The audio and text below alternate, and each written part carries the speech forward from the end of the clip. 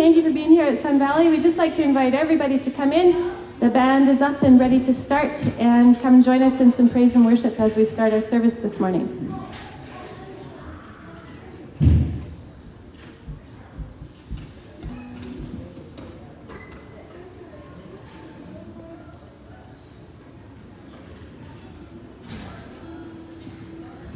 Good morning, Sun Valley.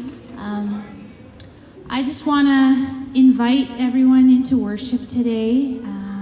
We're a small crowd today, but that allows us to just be close and be able to really focus on worshiping God today and being able to just be in His presence today on this day of rest. So I'm just going to pray. You can bow your heads.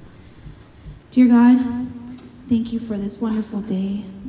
Thank you for this day of rest that we get every week to be able to just decompress and be able to recharge and worship you and to just remind ourselves of what you gave us and just to reaffirm our relationship with you. Amen.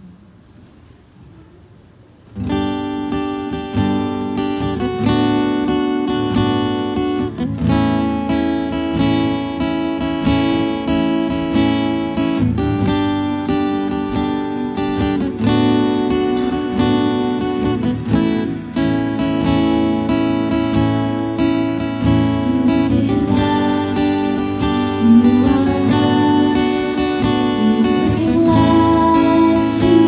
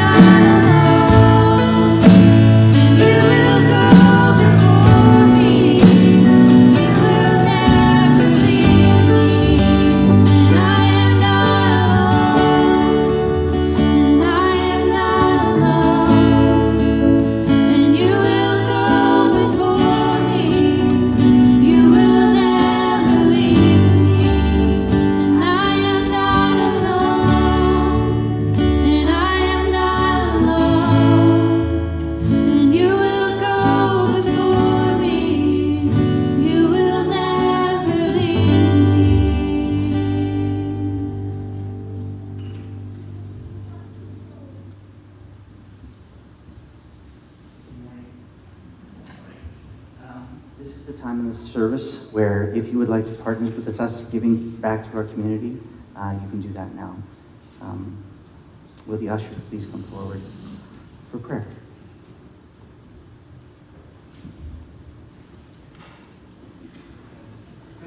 Thanks. Dear God, thank you for all the blessings that you give us, Lord. I would ask that you would take what we give here today and use it to bless the world around us. In Jesus' name, amen.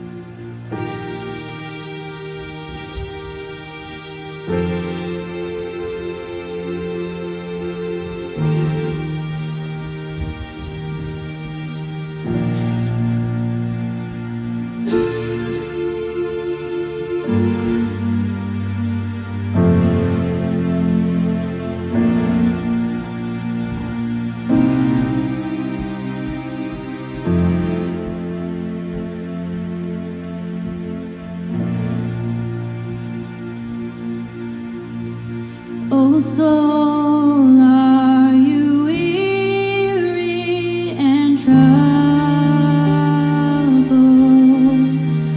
No light in the darkness you see.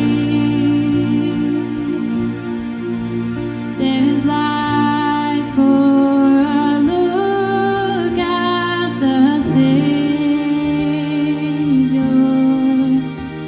and life more abundant and free. Through death into life everlasting, we pass and we follow him there. Over us sin no more hath dominion, for more than conquerors we are. Turn your eyes upon Jesus. Look full in his wonderful face, and the things of earth will grow strangely dim in the light of his glory and grace. His word shall not fail you, he promised.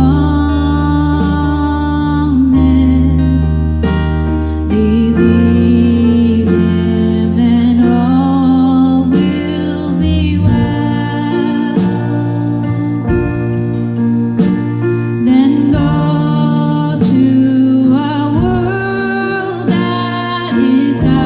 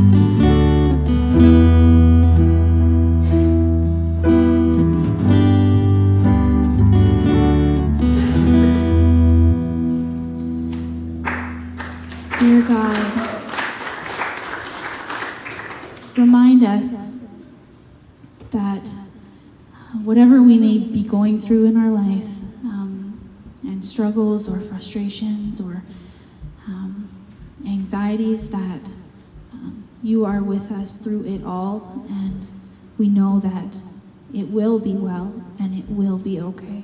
Amen.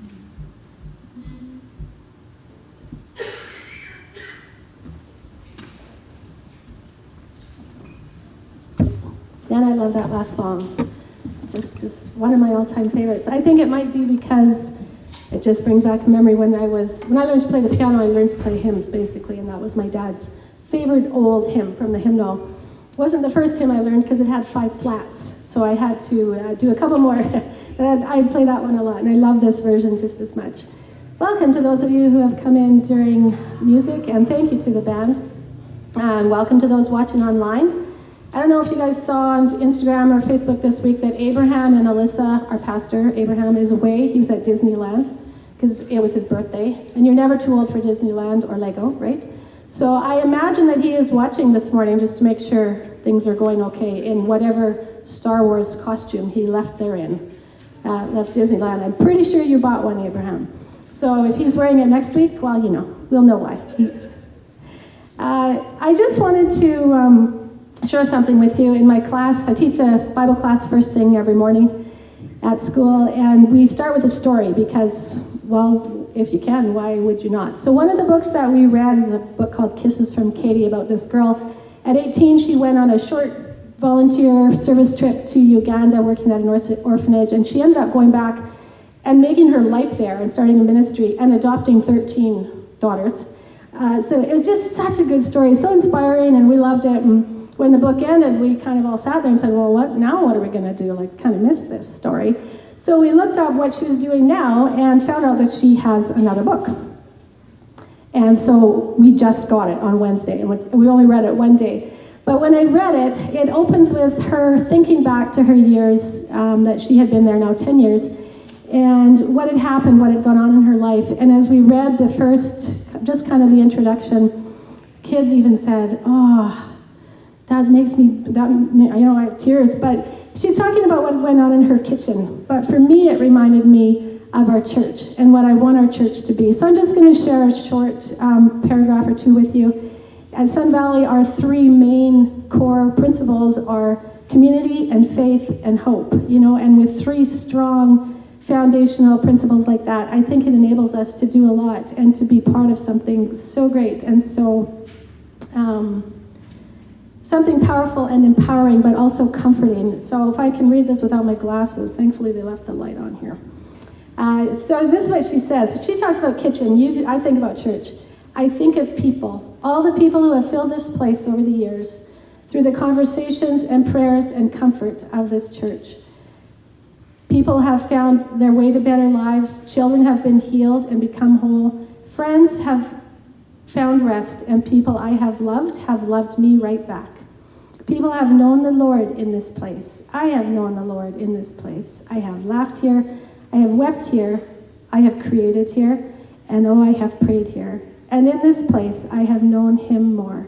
I haven't always done it right, and some days I feel that I haven't been enough, but I know that he has. He is.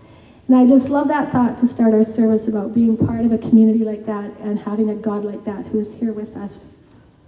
We have Dale Massey doing our teaching time today, and I just want to let you know that there are kids classes, so for 13 and under over this side, and for over 13 will be over along this side in the boardroom.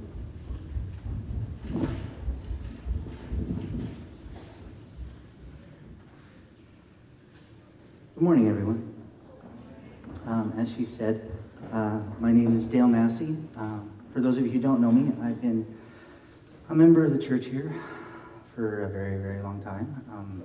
So long, in fact, that my oldest daughter, one of the first children ever born after Sun Valley was started, the lady who was playing the drums and singing, she has now made me a grandfather, which, yeah, it's awesome. One of the things that's not in the brochure about being a grandpa is that stuff just starts falling off and you bleed all over every place. So this is not serious, it just won't stop bleeding, which is why it looks like this. Today's sermon is about what it means to be created in the image of God and how that truth ought to shape our lives. What I found when I looked at what the Bible said about what this means, laid beside the world that we live in, I came to the conclusion that how we view the idea that we are created in the image of God is irrevocably linked to how we view both God and ourselves. I'm not sure if this is 100% true, but I'm just going to state it as a fact because I don't think there's any way to say that it couldn't be true. For all of human history, we've been compelled to ask why when our world gets turned upside down. More so in a world where God is all-powerful, all-knowing, and the very essence of love. Why do bad things happen to good people? And the problem is not that that question is hard to answer, and it isn't that the answer to that question can't be found. I mean, have you ever thought about that? Why things happen that way? Today, I'm here to tell you that I probably don't have all the answers to your questions, but maybe together we can find some meaning. I do want to start with a story about how I met my wife. Over the times that I've spoken at church here, I've talked about a lot of different things, but I don't think I've ever gotten to the Genesis tale of how we met. It was a cool but sunny September day in 1993. Yes, that's forever ago. I had just walked into the lobby of Lakeview Hall as what is now Burman University in Alberta. I think it was my second day at school there, and I'm pretty sure it was a Saturday. I saw a new friend that I had just met the day before, sitting with a group of people over by one of the windows looking out over the lake. And I went to join them. As is so often the case when meeting new people in a new situation like that, you're nervous.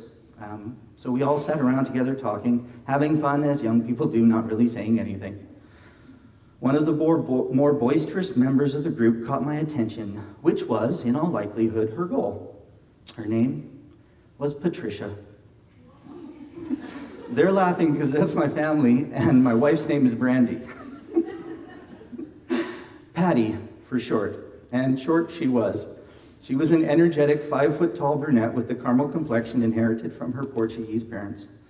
Now, to be clear, when I said that she caught my attention, what I meant was that Patty always wanted everyone to feel comfortable to be themselves. And the way she facilitated that was that she was just who she was right out there in your face all the time. But in kind of a nice, My Big Fat Greek Wedding way. It's a really good movie, you should see it.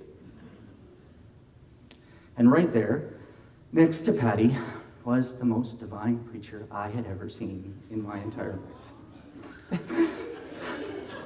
Rein it in, guys. Yeah, that is what happens every single time. I mean, when we first locked eyes, I felt kind of a tingling around my heart. You got a little ahead of me there, didn't you?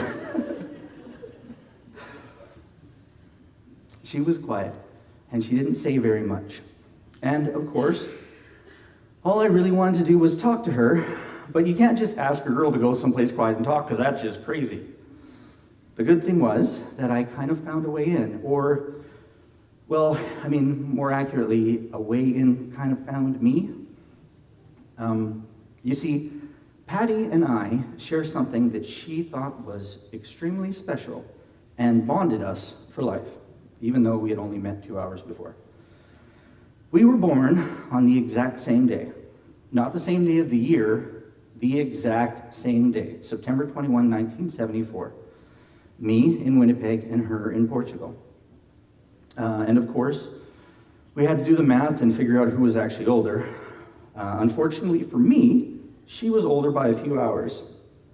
And Patty being Patty, that meant that I had to do whatever she said for some reason, even though we aren't even related and we just met 2 hours ago, so we're not even really friends. And why would that mean that she got to tell me what to do anyway? But that's just how Patty was. All logic to the contrary, we were now what she called soul siblings. And that meant that we had to do everything together. But I didn't really mind, because she was now the de facto leader of a bunch of girls who were hanging out together all the time, one of which was Brandon. Because of my heart tingles, I knew right away that I wanted to get to know her better. But as the days turned into weeks, it became clear that she wasn't interested in me that way. At all. And about a month later, I got friend-zoned so hard. It was the start of a beautiful friendship, yeah. Now, every guy knows that what I'm about to say is 100% true. At the beginning of a relationship, no matter if you like her or not, if you show a girl that you can truly empathize with them and how they feel, if you take the opportunity to display real feelings for what they are feeling, romance dies a very swift and violent death. It is straight up murdered by, "Aw, he is so sweet." It is the worst. Well, like I said, I was in the friend zone, and about 6 weeks into the school year, I came down into the lobby out of my room, and adjacent to the lobby there was a little snack room that had a couple of vending machines and some phones, some pay phones. Kids, I know you don't know what that is, but you can ask your parents about that later. And there, sitting on the floor, sobbing uncontrollably, was the love of my life.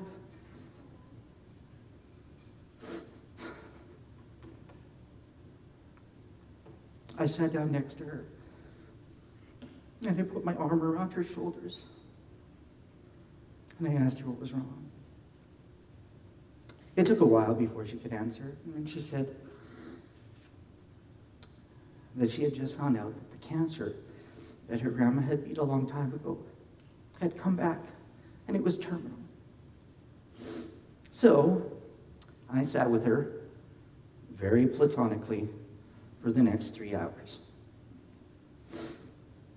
And that was the start of us becoming really, really good friends. By the time I left school, Brandy and I were very good friends. And you want to know how good friends? Near the end of November that year, in the first semester, the college decided they were going to have a talent night for fun. And they encouraged all the students to think of something to do, and then everybody was going to perform it on the stage in the gym that Saturday night. Patty, a little firecracker, decided that it would be fun to do a lip sync routine to a pop song of the day. I can't actually remember what one. And so she recruited Brandy and 2 other girls to do it with her. They dressed up in very beautiful clothes and were practicing when they decided that they needed an outside opinion, because they weren't sure whether or not the routine was going to be too sexy for the school to allow it. I was so far into the friend zone by this time, I had already bought a place and furnished it with all the things you ever want to live comfortably forever. So much so that out of all the boys that all 4 of those girls knew, I was the only one they came and asked to judge whether or not the routine was too sexy. Anyway, long before that day, I had resigned myself to the fact that Brandy and I weren't going to be together, and I'd gone on with my life. Which included realizing way too late that I wasn't really cut out for academic post-secondary education, partly because I didn't know what I wanted to do, and so my classes had no direction. I wasn't interested in them. I also wasn't interested in showing up to my classes, which meant that by the time the end of the first semester had rolled around, I was rocking a .49 GPA. Yeah, that is the correct response. In fact, the first person that I told about that said, "That's not actually possible, is it?" But yes, it is actually possible. So I decided that I had wasted too much time and too much money, and so at the end of the first semester in December, I left. Fast forward 2 months to the end of February 1994. One of my friends called me up on a Saturday morning and asked, out of the blue, if I wanted to go to another Seventh-day Adventist church down the Lower Mainland with him, one that neither him or I normally attended. I said, sure. When we arrived, I was standing in the foyer, talking to one of my friends, and you know that feeling you get when you know that somebody is looking at you, but you're not looking at them, you don't know where it's coming from, but you feel the eyes on you? Well, I got that feeling, and I turned to my left, and there, half walking, half running towards me, was Brandy. She came over and gave me a big hug, and it felt like it lasted forever. After I introduced her to my friend, I asked her what she was doing there because she didn't live down the Lower Mainland, and she said that her and her family had come down to visit her grandma. And that day, we went into a room off the foyer and we talked for the entire church service. By this time, Brandy and Patty had become roommates. And when Brandy went back to school, she said to Patty that she knew that without a shadow of a doubt that God had told her that she was going to marry me. And Patty was like, Dale Massey? And Brandy was like, yeah, Dale Massey. And Patty was like, you don't even like him like that. And Brandy's like, I know. And the rest is history. One might say that she was lucky to have found me. One might say that. I mean, someone can say that. I'm just kidding. You could also say, though, that she was lucky, that I was lucky to have found her. And you could also say that we were lucky to have found each other. But to this day, my wife believes that God is the reason we're married, which is a nice story, right? I want to tell you about another lady that I'm going to call Sharon to protect her identity. And I don't know all the details of her life, but the parts I do know, I'm going to share with you to illustrate a point. She was born in Quebec. And sometime before her 13th birthday, her uncle started sexually abusing her. And it continued with her stepfather.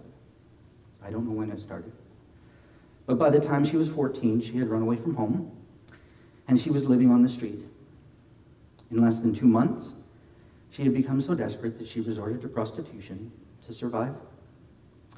Drugs and alcohol became her constant companions. Sometime later, when she was in her 20s, she had moved to BC, and she was dating a musician.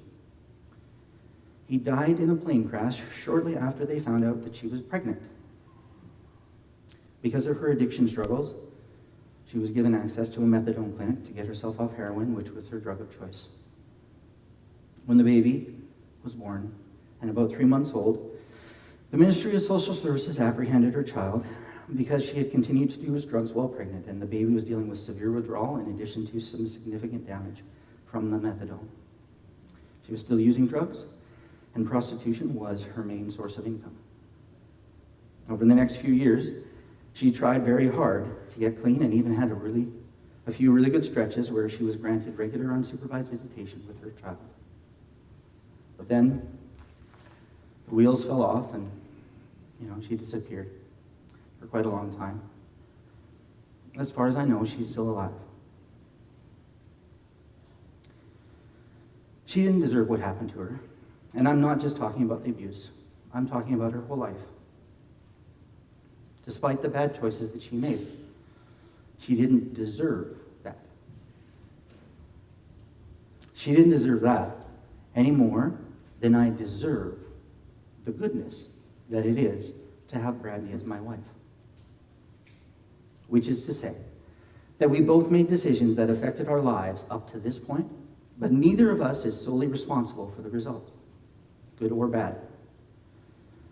And that's because we live in a world with other people. People whose choices affect the lives of those around them. All of you are different people from the person you would have been today if you had not met me, for better or worse. Probably a little of both. The first part, I think, of understanding what it means to be made in God's image is to reconcile the unfairness of this world with our picture of God. And this is the one that I don't have a good answer for. It's not that I don't have an answer, it's just, it's not good. The reason that bad things happen to good people, and that good things happen to bad people, and good things happen to good people, and bad things happen to bad people, is that we are not in control of everything that happens to us. But in a world where God can control stuff, why does stuff still happen? Because if he stops everyone from doing the things that they would normally do, then the freedom of choice means nothing. The problem with that is that the answer sucks. Luke 6:45 says, "A good man brings good things out of the good stored up in his heart, and an evil man brings evil things out of the evil stored up in his heart, for the mouth speaks what the heart is full of." That answer just doesn't make you feel any better. And the bigger the struggle that you're going through, the more that answer leaves a bad taste in your mouth. Because sometimes it just hurts so very much right here. And last week, Pastor Abraham talked about following God and what that would look like in your life. And he spoke about the challenges. When we have challenges, when stuff goes sideways, the difference between facing them without God and with God is that without God, they can be crippling. Sharon has spent her whole life fighting to get her feet back under her, to not be crippled by the actions that shaped her, both hers and the actions of others. I have never had to fight like that. And that's not because I'm a good person, and her life is not because she's a bad person. I think that the question that we need to ask is not why, but what now? How do you go from one side of the roadblock to the other? And the answer, I think, is different for each and every one of us in every way but one. Lean on God. God never promised that life would be easy or pain-free. He just said that no matter what happens, I will be there to help you through it. Now, some days that means prayer, and some days that means talking to a friend. And some days there's going to be crying till the tears just won't come anymore. And some days there's going to be smiles. But in all your days, lean on God, because of all the things, of all the beings that have ever existed, no one understands what it feels like to be you more than Jesus.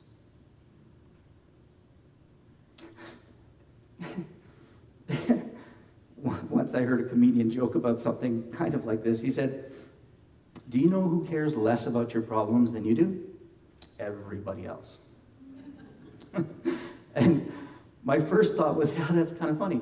And then my second thought was, man, that is lonely. And the best part about that joke is he was so very wrong. So very wrong. God cares. Now, it is really hard to remember that in the moment of life's great challenges.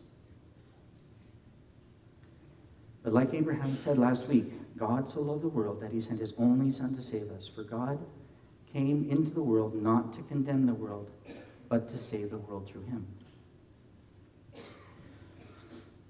You see, all those scars inside you that no one else can see, or perhaps you hope that no one ever sees, Jesus sees them. And he has some to match. See, we aren't the only ones who have been scarred by this world.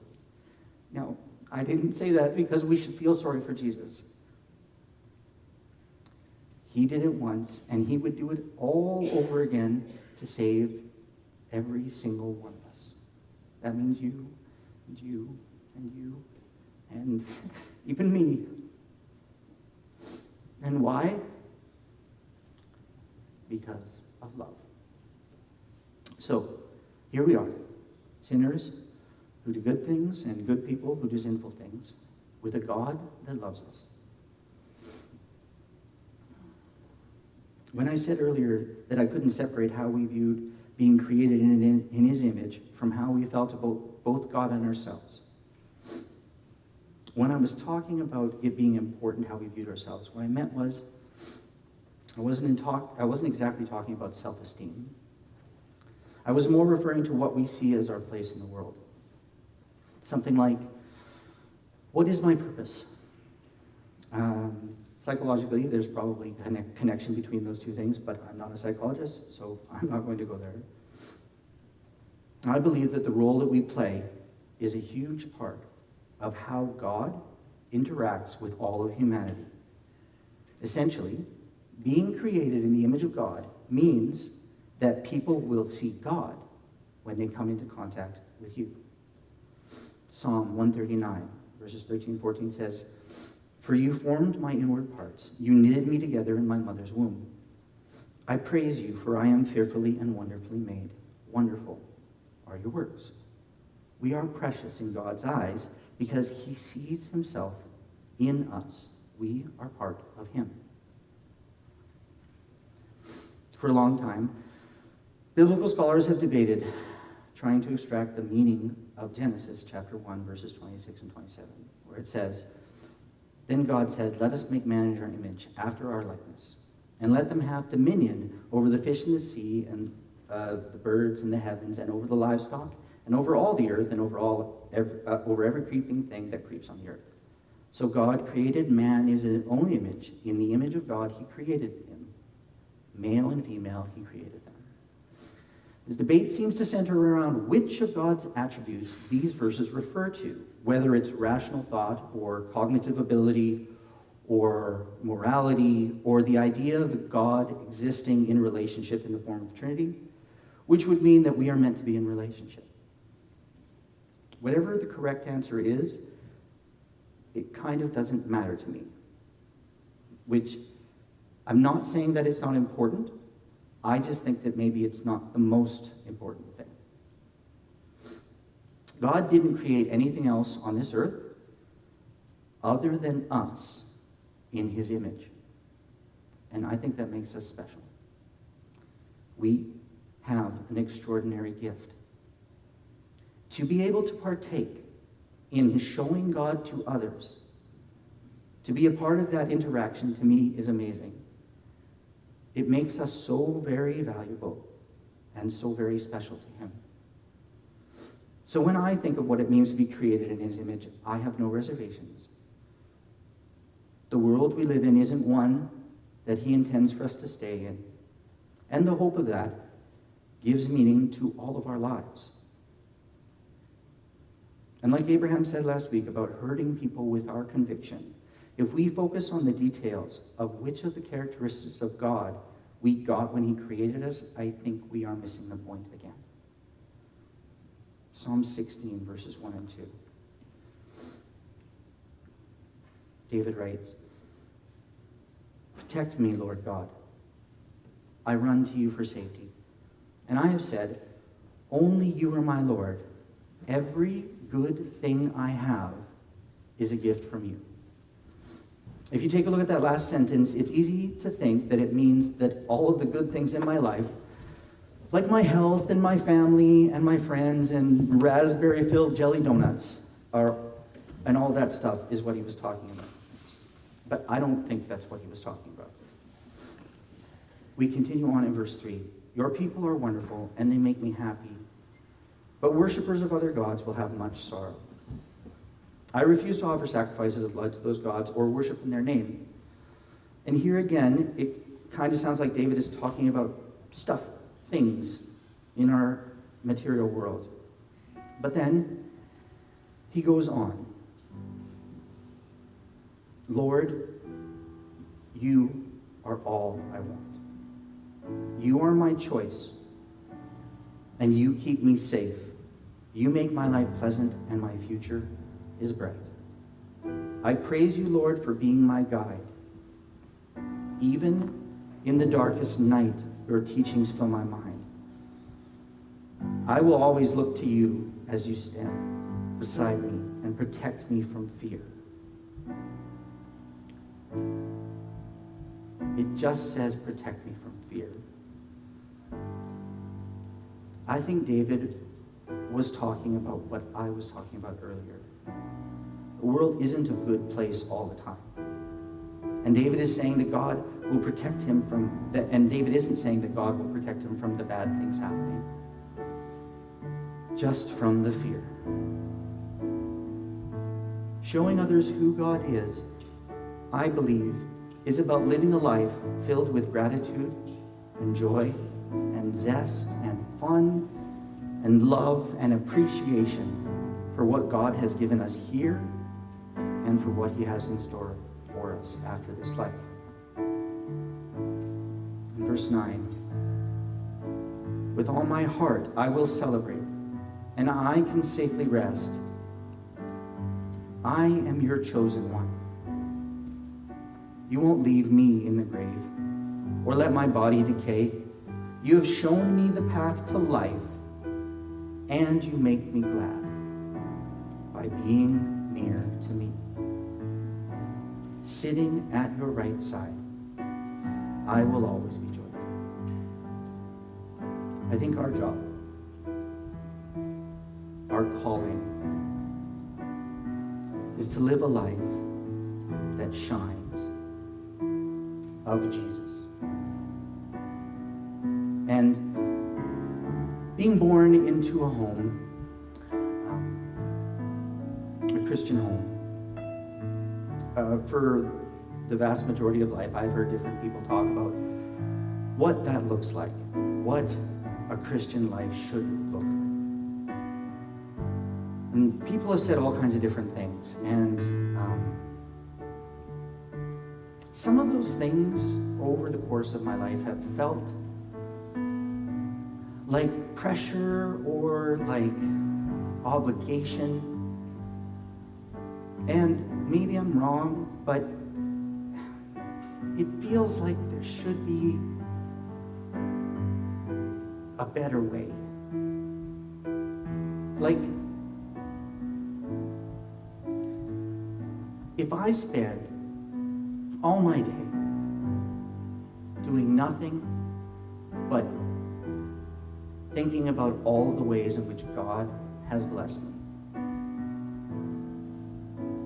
how can I not be anything but a blessing to the people around me? Maybe it's as simple as that. And I think it starts just by spending time with God. And it can look like all kinds of different things. Sometimes it's prayer. Sometimes it's talking to a friend. Sometimes it's just being that shoulder to lean on that God is for you, for somebody else. I think that's what being created in his image means.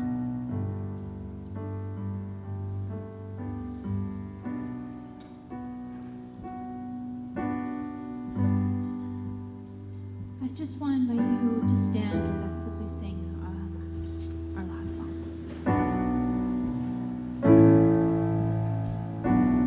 When I walk through deep waters, I know that you will be with me. When I'm standing in the fire, I will not be overcome.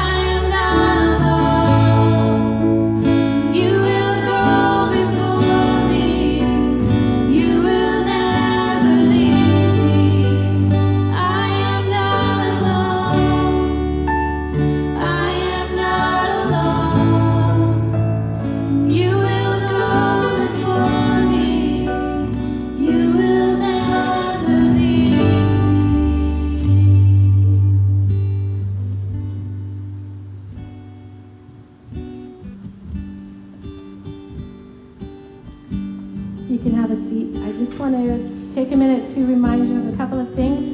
Community is one of our things that we really try to focus on. And so one thing coming up is next Saturday night. Apparently, well, I think if I did the math right, leap year on a Saturday would only happen once every 28 years, right? Does that sound right? Yeah. So next Saturday is a leap year, and so of course we think we should celebrate. So coming out here to the church in the fellowship room, and there'll be some games and fun and laughter, I'm sure, and some snacks. Bring your family, bring some friends. Come at 6:30 till about 8:30-ish, or however it goes. And just come and enjoy and be part of our community here. A couple of things that we don't have today. Our Square app is usually available at the front after church if you want to give through debit or credit. And with Pastor Abraham being gone, as well as Derek, our treasurer, we don't have that available today. So can maybe do it next week. They should be back and it should be fine. And then we have a program that we started, or an opportunity where we want to get to know people that come to our church, and they don't just come in and go out without us knowing who they are. So if you're visiting for the first time, we invite you to come up after, meet with Max and Julia. We typically have a gift to give you. Now, this sounds like a gimmick, I know, but it's honestly not. If you come back next week, we will have the gift. We got some wires crossed this week, and so we don't have that here. But we would still like to get to know you and welcome you here. Come on up after. I wanted to read just a few short lines. I'd already picked this before I even came here today, and it just ties in perfectly with what Dale was talking about, just from this book called Everybody Always. Talk behind each other's backs continually. Just talk about the right stuff. Talk about Jesus, talk about grace, talk about love and acceptance. People don't grow where they are informed, they grow where they're loved and accepted. Talk about who people are becoming and who you see them turning into. It's this simple. I want people to meet you and me and feel like they've just met everyone in heaven. So thank you for being here with us today.